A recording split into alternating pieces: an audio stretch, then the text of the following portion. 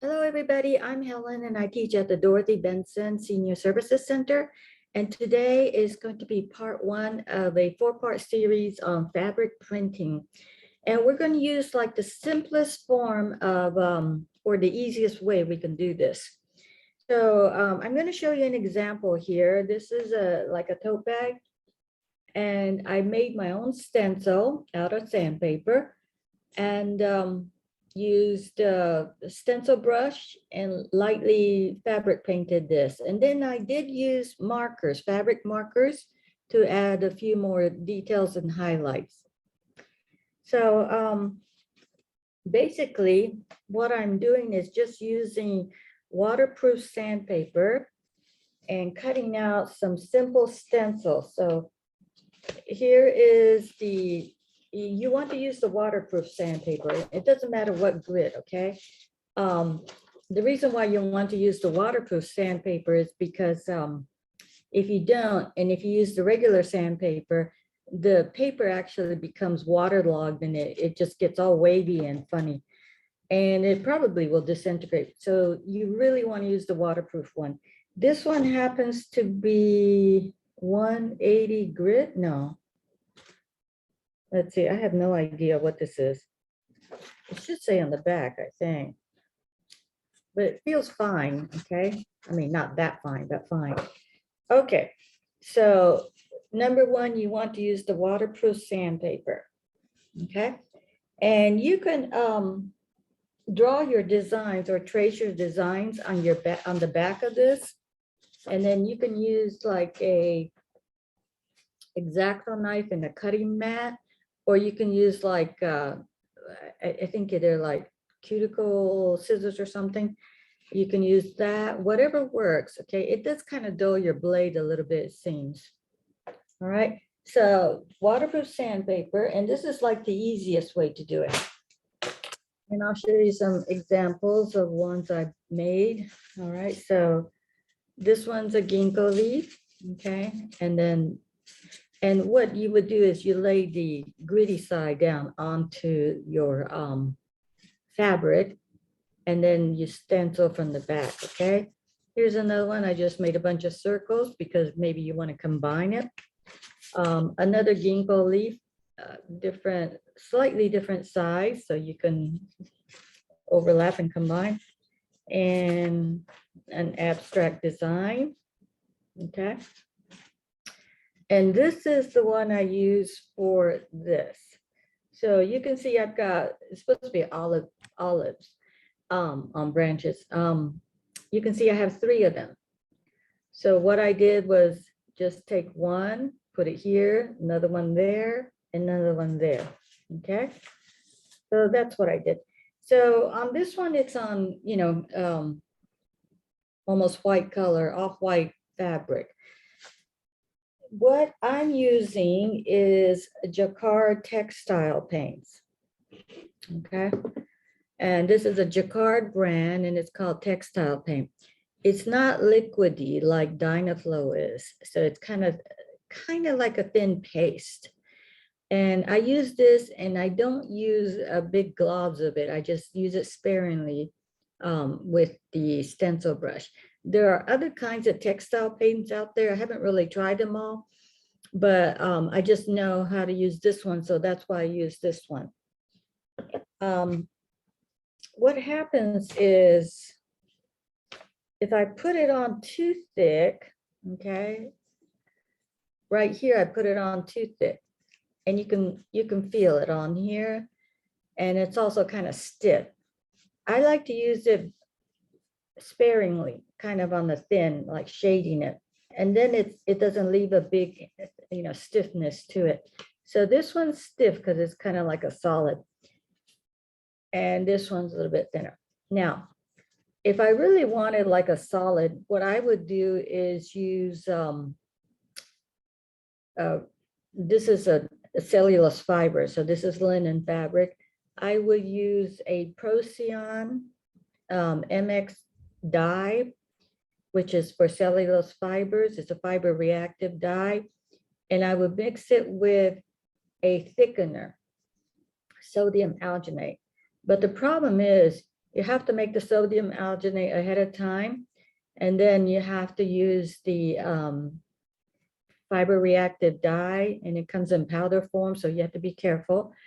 And then you'll, stencil it on here, but you also need to mix urea in it so it stays damp. And then it needs to be covered, laid flat somewhere on the table and covered with plastic so it stays damp. And then you have to batch it for 24 hours to keep it kind of damp for 24 hours. Okay, and then you have to wash it out. So that's why we're doing this with the textile paint, because it's much easier. Now the textile paint will have to be heat set after like 24 or 48 hours, depending on the instructions on your product. And then you need to heat set it with an iron. After like 24 or 48 hours, you need to heat set it with a dry iron from the back for a couple of minutes. Basically, it's acrylic paint, kind of like an acrylic paint, and you're fusing it to the fibers. But it has some kind of product in it that makes it a little bit softer for fabric. Now on this one, after I stenciled it, I used fabric markers and to draw the veins of the ginkgo leaves. Okay, I think you can see it. All right. And I just happen to have a pack of, I think it's Tulip brand fabric markers. They're a little bit fluorescent, a little bit too bright for me, okay? But you could probably use any kind of fabric markers and follow the instructions again about heat setting. I also have things, this pack of, I think it's called tea juice, and it is a jacquard product, and it is a fabric marker. So you can use these too. All right. Now, what you can do is, this was probably from 1970 something. This is my first attempt with fabric paint, and I think I've washed this a couple of times. Yeah, I know I made a jacket one time and I stenciled it with fabric paint, and you probably shouldn't wash it in hot water, but I did, and eventually slowly faded. If you wash it in cold water, it probably won't fade on you, but hot water, it will fade. Now here's one where I did the fabric paint of the goldfish, and then I combined it with stitching. Okay, so that's a fun thing to do too. All right, so if you want to do it on a dark fabric, you're going to have to use a different kind of fabric paint, because these are kind of translucent, or yeah, they're kind of translucent. They're not as thick. I think jacquard also, I believe, carries another textile paint called opaque or something like that. And then they do have a product that is called an opacifier, which kind of makes it show up on dark fabric. This one I did on darker fabric, and this is linen, and it's pretty heavy linen.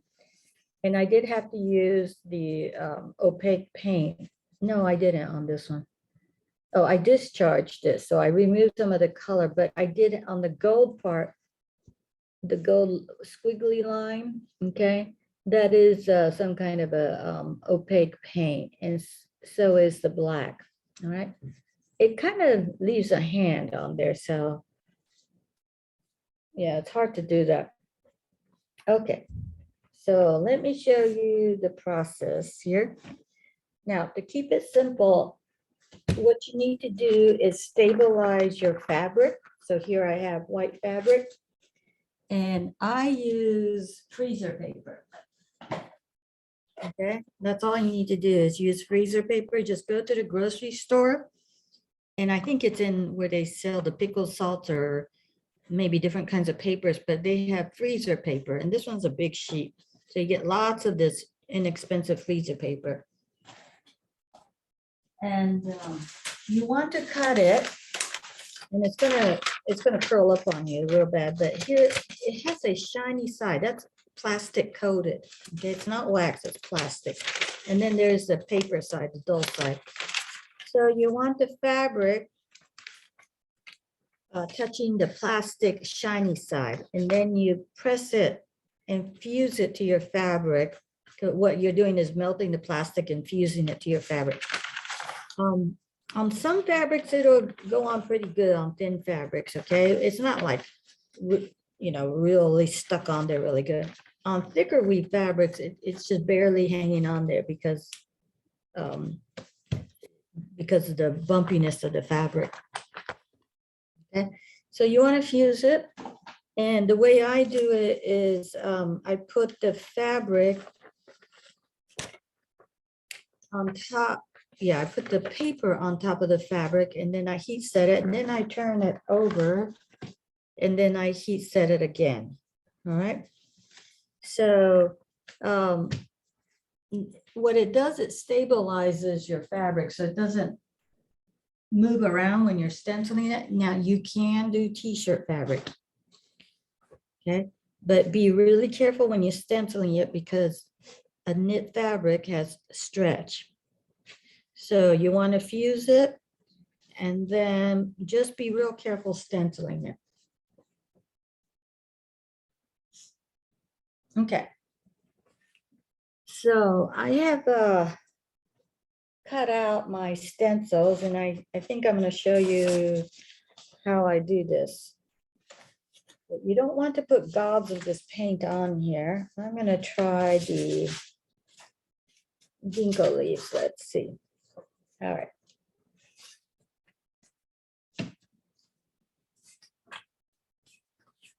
Okay, so once again, this is a cheap and expensive way to do this. Now, this guy right here, the little pointy thing, I have to be careful, okay? If I hit it with the stencil brush going this way towards it, I'm going to accidentally with the brush flip this up. So I have to move in that direction. And as a rule, I move towards the center. I don't want to scoot the paint underneath. So keep that in mind. Okay, and you on these kind of stencils, you want to keep it really simple. And when you cut these out, you don't want to make like you don't want to cut this. You want to keep that little bridge, okay, in your design. Because if you cut this, you're going to have this massive piece that's going to not stay down and you have to hold it down with your fingers all the time. So think about that when you're doing your design. All right, so we'll do the ginkgo leaves, and this is a very thin fabric, and I believe this is a nylon blend fabric, some scrap I had. Okay, so first thing you want to do is put your plate, you want to keep your placement, and this guy's flipping up, so I have to keep that in mind. You want to prepare. I just use a disposable paper plate here. Let's see. Okay. So you need a lot of space to do all this. I'm going to move everything out of the way.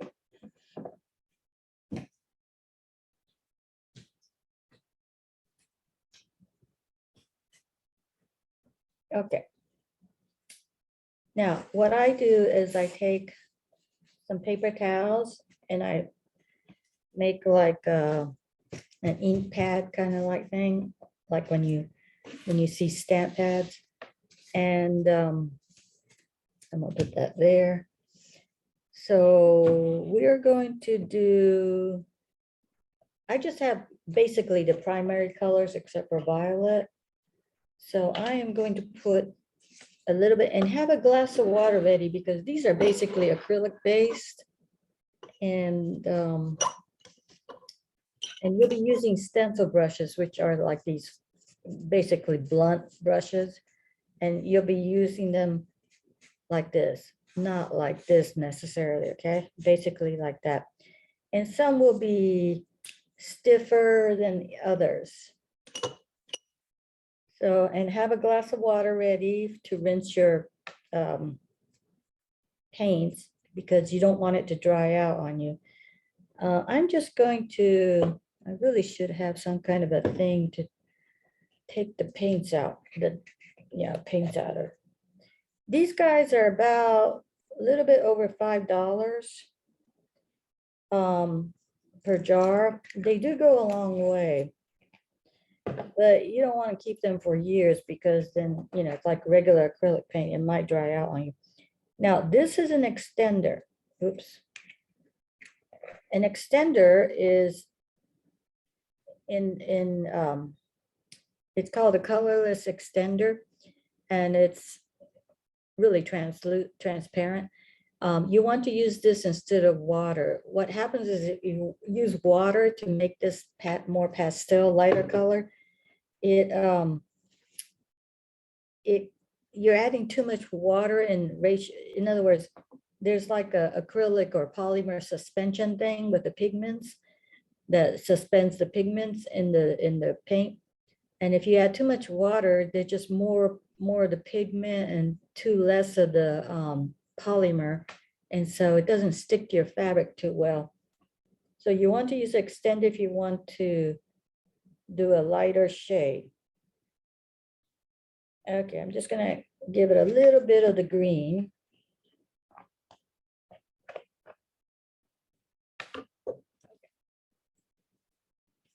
So, oh, I guess I should have put this on here. Oh, well.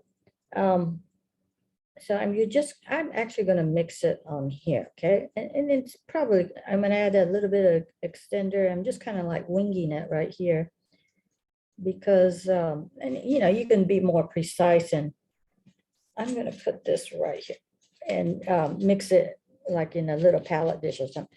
Okay, so see, I'm going towards the center and I just put barely a little bit of paint. You can always layer.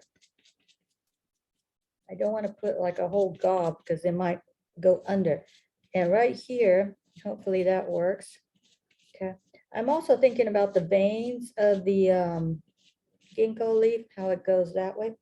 Now, I can I can do a little bit darker here if I wanted to. Okay.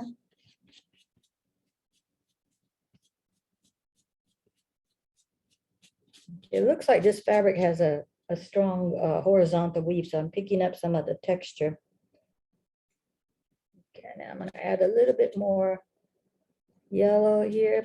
You don't have to use the extender. I just wanted to lighten up some of the colors so it's not like, it just gives it more depth if you have dark and light instead of something straight out of the jar. Okay, I'm going to add a little bit and always going away from the edge. Okay, so maybe add a little bit more here.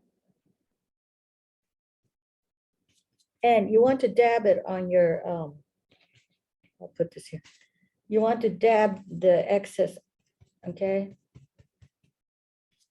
on your pad so that you don't have like a big blob of paint. Okay, go towards the center. I'm going to add a little bit more yellow here. And it's all mixing up on my plate here, and that's okay. Okay, add a little bit of touch of yellow here. All right. So carefully take this off. Now, that's my end product, okay? Later on, when this is dry, I can take the fabric pencils or paints or felt markers or whatever and add some details if I want. Now, you need to let this dry before you use again because that paint is wet, okay? Meanwhile, this brush is drying up and also the palette is drying up. So I'm actually going to put this, it's a good idea to have two of these stencils because then you can keep going. All right, I can't put this on top of here. I can't overlap it. I have to wait until this dries. So I'll put another leaf here. I'll put it here. Okay. And this time I'm going to add a little bit of red because might be boring. Okay, and then I got to keep my brush wet. Don't want it to dry out because it'll just be ruined. All right, this red is still new, so we'll take this off. All right, and I'm just gonna smear it off of this tab right here. Be careful with all this. This is permanent stuff, so don't get it on your clothes. I'm not gonna come off. All right, now I had my brush in the water. I have to take that excess water out. It's gonna thin out my paint way too much. Okay, so now I have a dry brush again. And this time, I think I'm gonna give this yellow a little bit of this red, just for fun. All right, so here we go again. This time I will start here.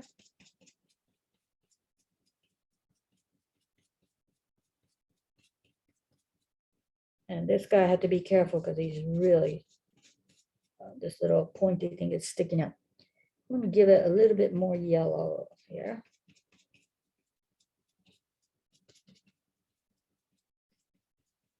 And a little bit of green. Let's see if this is still wet.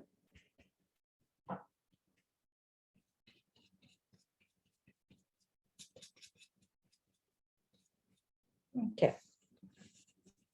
So it looks like I had too much paint here and it just kind of made a little blob here.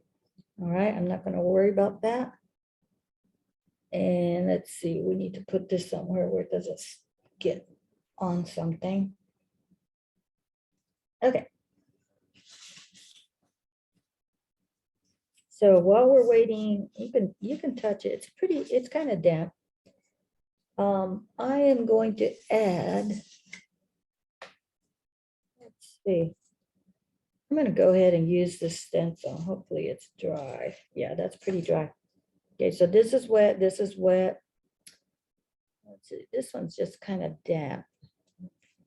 I'm going to put, normally you'll wait, okay?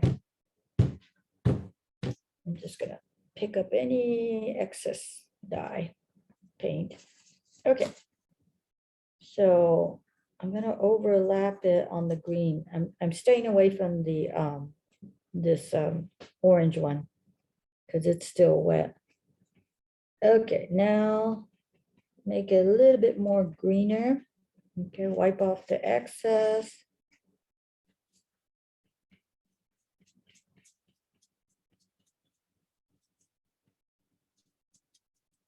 Sometimes if I I'll do more of a swirly thing, but I have to be careful the paint doesn't go underneath. Now the cool thing about this, I'm overlapping right now, and it's kind of translucent, so you're gonna see the green leaf underneath. The first leaf I did, oops, I didn't add thinner, so that's a little bit thick.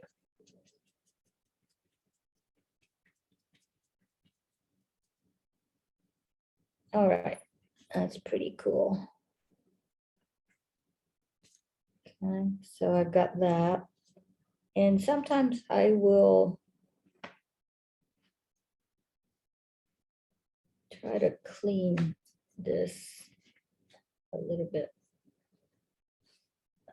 Okay. So now I've got to, and you can see that it's kind of, this is the one I put on top of the green leaf, but you can see the green leaf, okay? So that's pretty cool. This is pretty dry. Let me try. Now this is still wet, but I'm gonna go ahead and try this. Let's see. Go this way, maybe this way. Like that. Okay. And let's see if I can pick up some more of this green.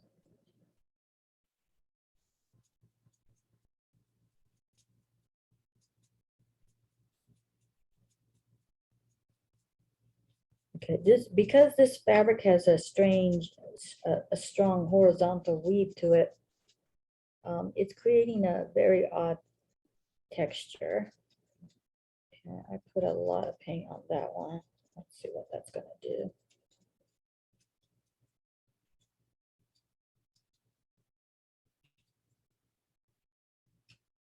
Okay, so here we have another one. Okay. And I'm gonna go ahead and keep going with that. And this time I'll use a little bit more yellow.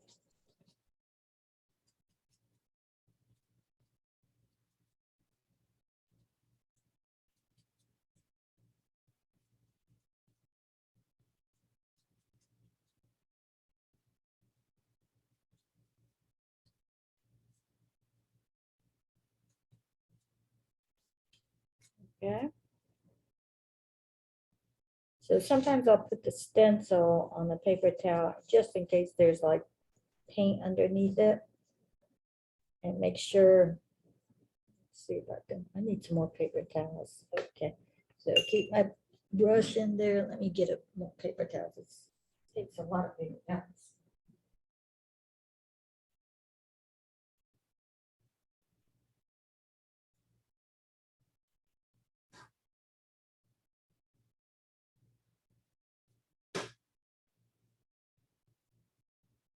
Okay, and then if you get paint on your hands, you know, it's basically acrylic paint, it'll come off. It just won't come off on clothing. Okay. All right, so I got this much on so far. All right, let me do one more, okay? And of course, this is wet still. Let's see if I can pick up any excess paint. Oh, it came off. It kind of, if you don't put it on real thick, it kind of dries real fast. So we'll put this one here. And remember to wipe off your brush really good. I had it in the water.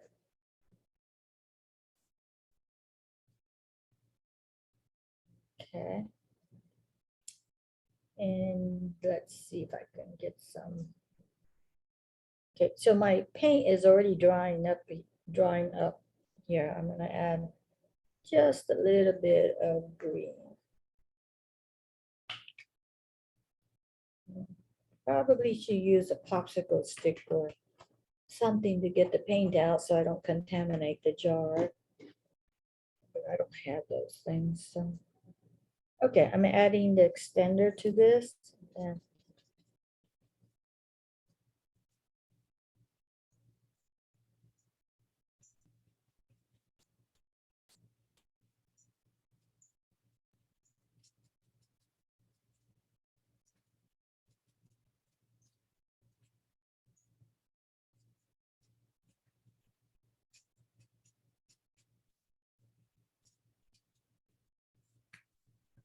you can even like do this on like light color printed fabric. That might be fun. Okay, so this is what I have so far. All right. And I can keep going if I wanted to. Now, you always need to practice on a piece of scrap fabric. And it should be the same type of fabric as the one your final product. Maybe you're just going to put it on like a t-shirt. Well, you might have an old t-shirt fabric and then you can just practice on that, cut that one up and practice on that, or an old t-shirt and just practice on that. I'm going to let this dry, and then I can show you how I'm going to use the marker. So let's put this aside and we'll dry that.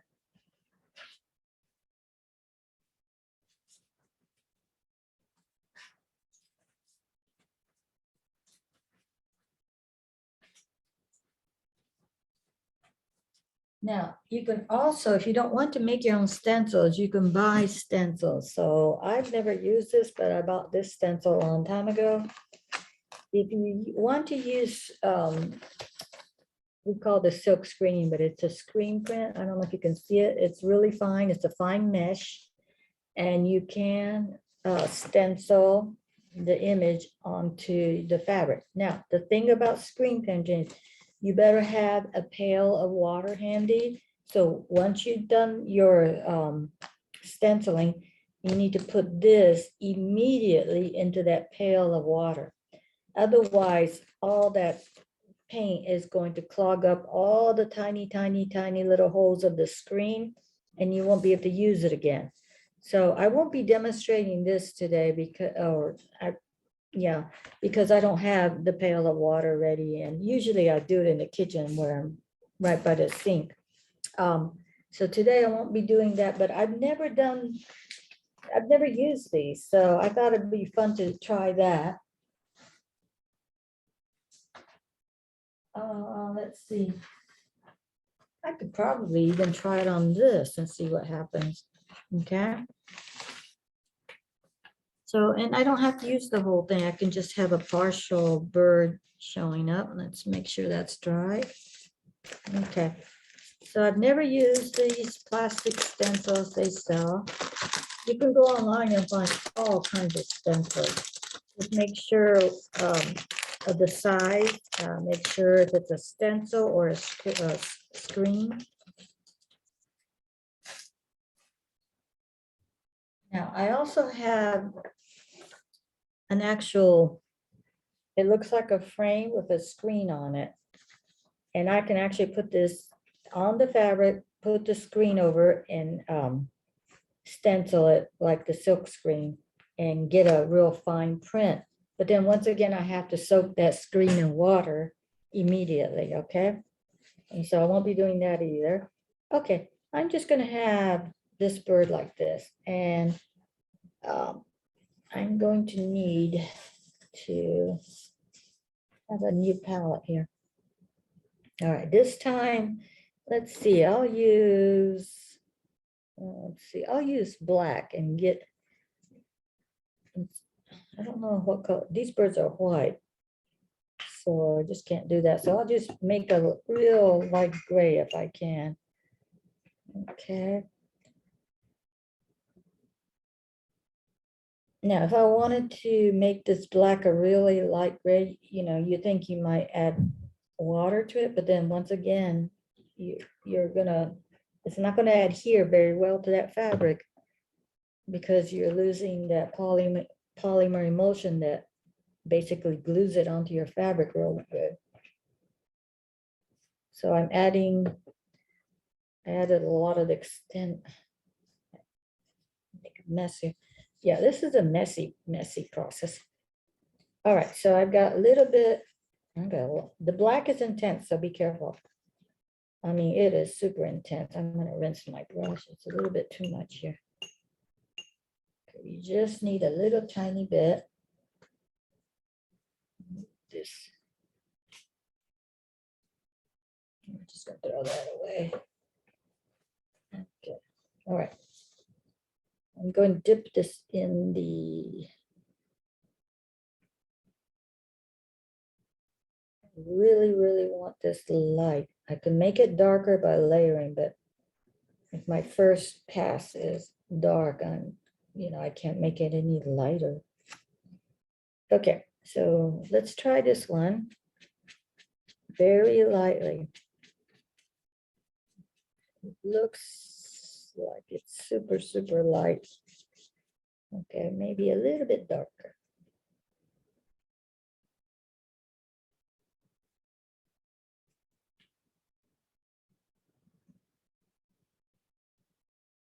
Oops, a little bit too dark.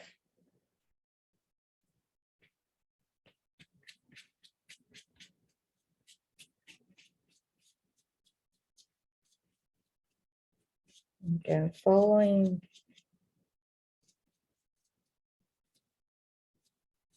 In my stencil brushes,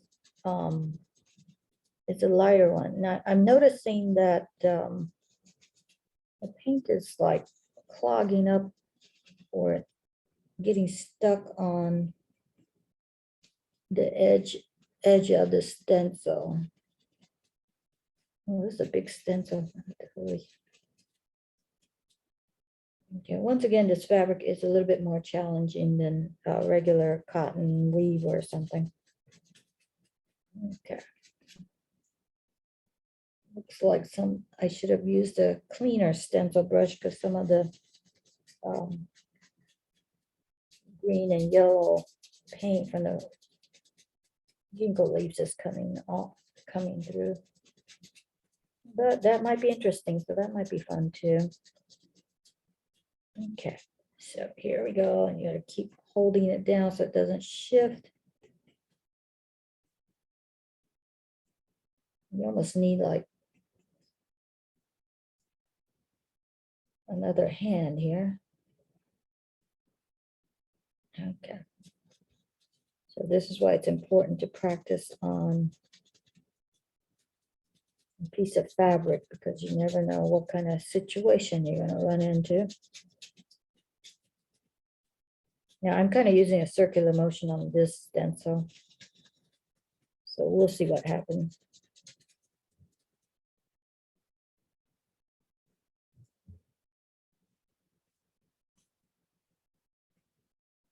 Okay, it's going to be dark here.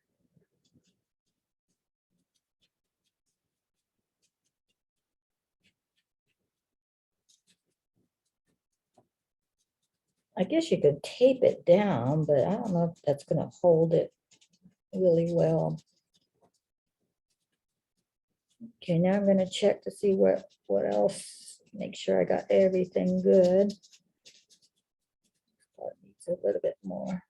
Okay, so this is not going to be perfect. I can tell already. Let's see what we get. Okay, I'm going to keep that in the water. Okay, so what happened here is, because this is plastic, it didn't grip the fabric very well. So I've got all these places where the paint went underneath the plastic. And I'll show you that in just a second, but I gotta put this somewhere.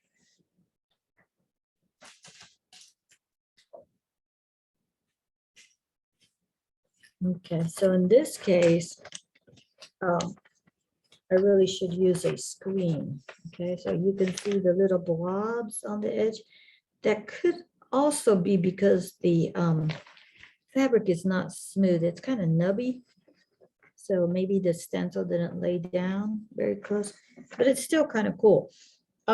Let's say you did a piece and you really liked it, but you had these blobbies. You can, if you want, go back over with the fabric marker, or you can disguise it, hide it with some embroidery stitching or whatever, okay? Now, my brush was probably too wet from the water too, and maybe that's why it was too watery and leaked underneath. Okay, so that's kind of cool, make it very light gray. All right, so I'm going to set this aside.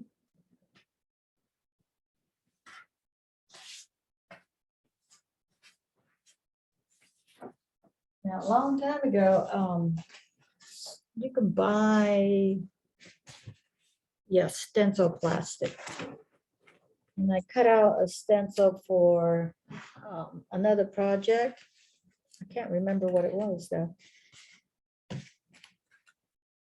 And it looks like I did some stenciling. Let's see if I can have some control over this one and see how this will work. Now I'm doing this on this heavily woven textured linen. So that means I'm gonna have a hard time getting the dye, the paint, to reach all the fibers. Okay, and that's okay, because that might be interesting. I'm going to dry my brush really good, and let's see, make sure it's got all that moisture out, because my crane one, I learned that it was a little bit too wet. Okay, so let's see how this one is going to fare. Let me see. I think I have violet somewhere. Yeah. We'll do violet here, and we'll use the extender. So I'll just drop this off. Oops. And because I don't want it this dark, I'm going to use the extender. Yeah, I think they need to, I think you're going to go through a lot of extenders, so keep that in mind. Mess here. Okay, this is a really messy process, so you want to have lots of paper towels and maybe even like a little dish of water to wash your hands in. Okay, so this is the violet, pretty intense. So let me lighten that up.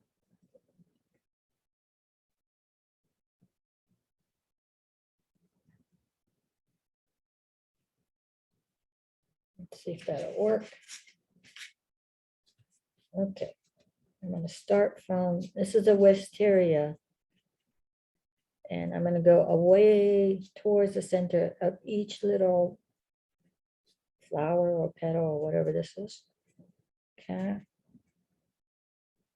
And in this case, I probably should use a smaller stencil brush. I think this one's way too big for it. So I've got, I don't have a round, well, I do have a smaller round one. I'll try this one. This one isn't exactly flat on the bottom, on the tip, but we'll see how that one works. Okay. I'm probably not going to have as much control. It's a little bit big.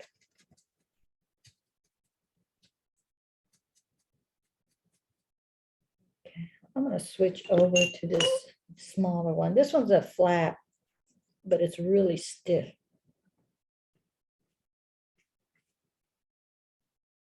Okay.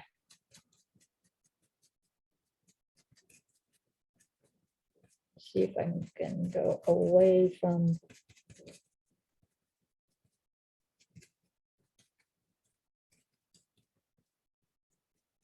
So if you're going to do this at home, you want to make sure nobody's going to ring the doorbell or whatever. Unless you can figure out a way to keep this, and you don't want your brush to dry out, you know. You don't want your stencil to move. So keep that in mind.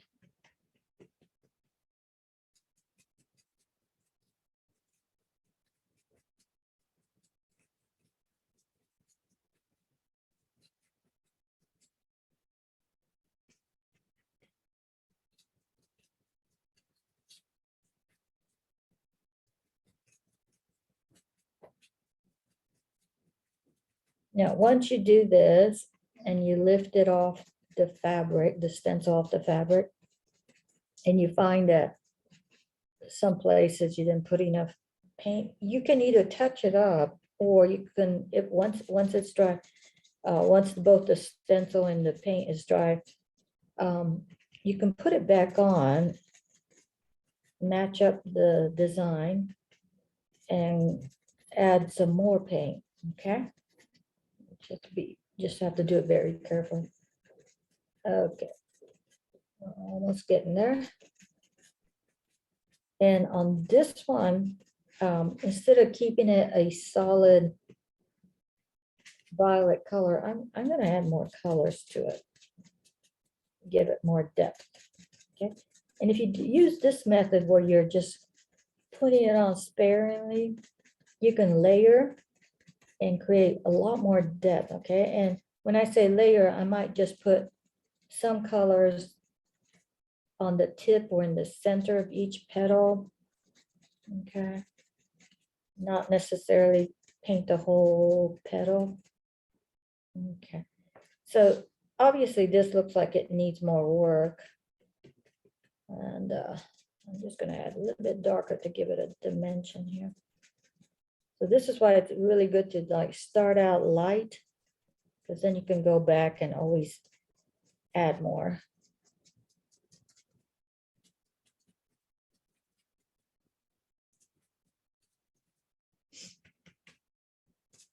Now, if you want to do a bunch of test pieces, and if you're doing fabric, maybe you want to, maybe you don't want to waste your little test pieces, but you might want to do something with them later.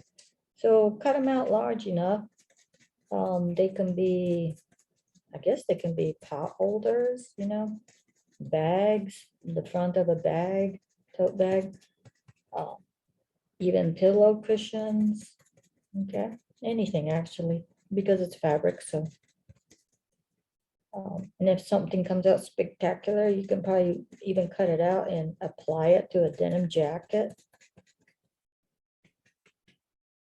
the back of a denim jacket or applique it somewhere. Or if you had a bunch of samples, maybe you make a little tiny quilted throw.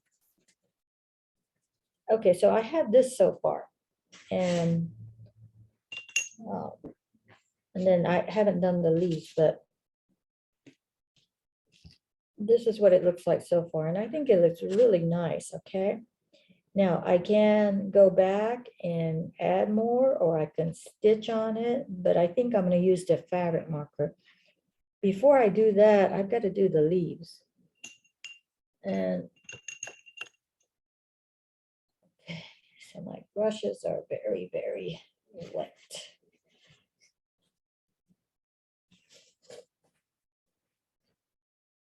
Okay, the leaves are going to be green. All right. I'll take my green and I'll just use it straight, the color straight out of the jar.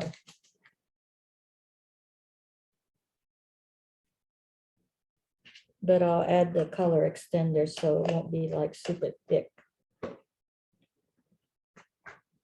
Or maybe a little bit lighter, you know? Okay. Now, let's see. I'll just add a little bit of color extender. Oops, I got it on. Shoot. I really need to get those popsicle sticks. This is not a good idea. Okay.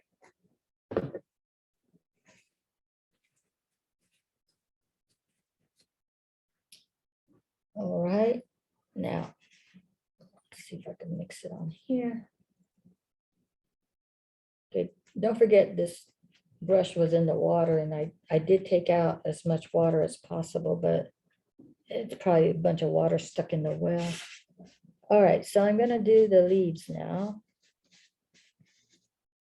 And because it's a long shape, I'll use long strokes.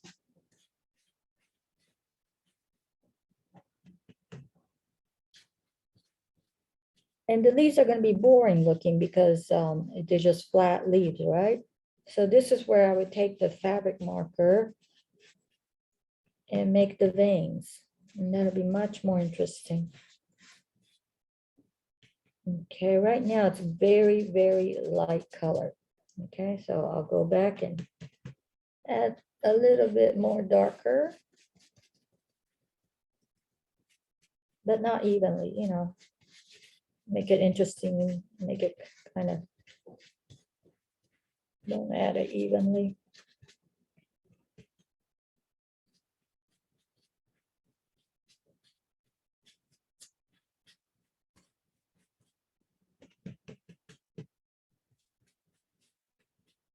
Always, you know, wipe off some of the excess paint. Okay, so on the stem, it's a bitsy stem. I'm gonna add a tiny, tiny bit of this purple paint. Actually, that became a lot.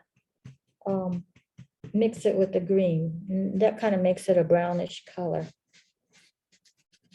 Let's see if it'll do it. Didn't really quite do it. Okay, so I'll just add a little bit here. Now the leaves are going to be really boring looking right now because they're flat, just solid flat paint. Okay, let's see what this looks like. All right, that looks pretty cool. Okay, I've got one blotchy thingy here, but that's okay. We can fix it with a fabric marker, make it more interesting. I need to put this somewhere away. All right, so yeah, you do need a lot of space when you work on this kind of stuff. So let's see, this is upside down for you. And I did this on the rough linen, and it came out pretty good, and it's kind of a taupe, light taupey color. Okay, so that came out good. Okay. All right, so we're almost out of time, but let me just quickly show you, not on this, but on the on the ginkgo leaf, and you still want to keep it on the freezer paper. All right. So this fabric is not a good candidate. It just has too many nubbies in it. So it's kind of like shantung silk. It has all those nubby thingies on it. Okay, so let's I don't know even know what color this is. Okay, it's a green. Okay, just very lightly. Okay, I'm going to kind of touch it up here and there, maybe add some veins. Okay, you probably can't see this because it's really delicate and fine. And the thing is, you don't need this to be even, kind of like a sketchy looking thingy. Okay, and once again, because this fabric's nubby, I can see how the marker is taking in some areas and not taking in some other areas. Just has a lot of texture catching too. Okay, so I believe this is a green color. Let's see if I can show you on the close-up what it looks like. And if it's boring with just this one color, I can take, I'll take yellow and see what happens. Probably nothing exciting. Yeah, nothing exciting. I think I need a bigger, this tea juice one I have is a little bit too fine pointed. It's okay if I wanted a fine pointed one.